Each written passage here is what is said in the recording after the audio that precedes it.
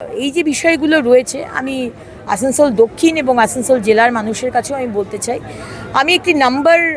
Launch করব 1-2 দিনের মধ্যে, যে নাম্বারটিতে মানুষ ফোন করবে, স্পেশালি আসানসোল দক্ষিণের মানুষ। যেহেতু আমি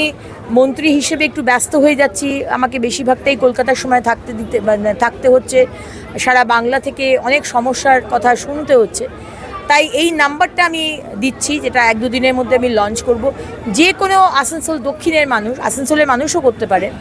তাদের যে সমস্যা হবে, আজকে পুলিশ নিয়ে সমস্যা, আজকে হয়তো হেলথ নিয়ে সমস্যা, আজকে হয়তো কোনো অন্য কিছু বিষয় নেই, রাস্তা নিয়ে সমস্যা, এখানে হয়তো রাস্তায় লাইট নেই, হয়তো কারেন্ট চলে গেছে অনেকক্ষণ ধরে, হয়তো জল আসছে না, এই যে বিভিন্ন সমস্যাগুলো, এগুলো এই নাম্বারে আপনারা পাঠাবেন। এবং যা যা সমস্যা হোক, আমাদের সরকার, শুভেন্দু অধিকারীর সরকার, সব সময়তে কিন্তু আমরা মানুষের পাশে রয়েছি।